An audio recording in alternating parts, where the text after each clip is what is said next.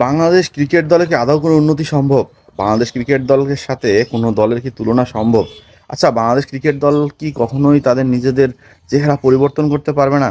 এই যে 2007 সাল পর বাংলাদেশ র্যাঙ্কিংয়ে দশম স্থানে চলে গেল, যে বাংলাদেশ নবমেও নামে নেই, সেই বাংলাদেশ ক্রিকেট বোর্ডের জন্য দায়টা কি কে নেবে কাঁধে? বিসিবি তো দায় এড়াতে পারে না কোনোভাবে।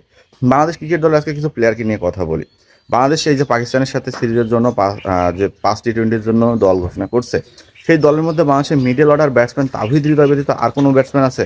বাংলাদেশ সেখানে পাঁচজন ওপেনারকে খেলাইতেছে।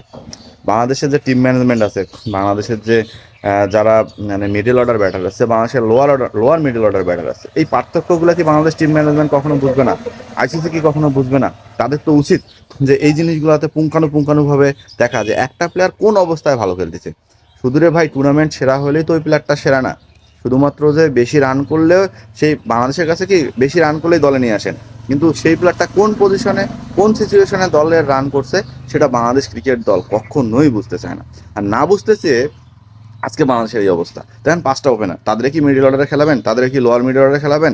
তাহলে আপনার মিডল অর্ডারের পিওর ব্যাটসম্যান কোথায়? আপনাদের লোয়ার মিডল অর্ডারের পিওর ব্যাটসম্যান কোথায়? এই ব্যাটসম্যানগুলোকে যতক্ষণ আপনার তুলতে পারবেন না, ততক্ষণ তো একটা দলের উন্নতি হবে না। আপনি একটা জিনিস চিন্তা করেন, মানে এখন যখন হ্যারি বুকের পরিবর্তে একটা আফগানিস্তান প্লেয়ারকে রিটেন করতে পারে আইপিএলের মতো দলগুলা, সেখানে বাংলাদেশ ক্রিকেট দলের এমন কোনো প্লেয়ারই নাই যারা রিপ্লেসমেন্ট হওয়ার কোনো চিন্তা ভাবনা করে।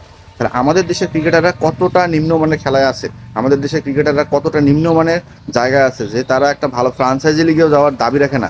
ভালো একটা ফ্রাঞ্চাইজি লিগে গিয়ে তারা যে নিজেদের মেধা বিকাশ করবে, তারা যে নিজেদের খেলার বিকাশ করবে, দেশকে লিড করবে, এটাও তারা হারাই ফেলতেছে। এটা সব কারণ হচ্ছে শুধু বিসিবির এমন অবহেলা, বিসিবির এমন দেখা যাচ্ছে অনীহার কারণ। কারণ তারা ভালো ক্রিকেটার আনতে পারে না। ওই যে একটা সাকিব আল হাসান আসছে, এরপরে এত বছর কেটে গেল, আমরা আর 2টা সাকিব আল হাসান আনতে পারিনি।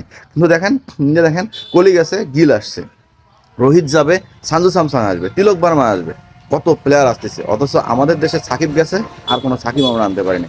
তাহলে চিন্তা করেন বিসিবি কতটা তাদের বেখেয়ালি মনে ছিল, যে ক্রিকেটের উন্নয়নের যাদের কাজ করা দরকার, যাদের ভালো ভালো ক্রিকেটার আনা দরকার, তারাই ঘুমায় আছে। তাহলে একটা দেশের ক্রিকেট কিভাবে এগিয়ে, একবার আমাকে বলতে পারেন কিভাবে আগানো সম্ভব?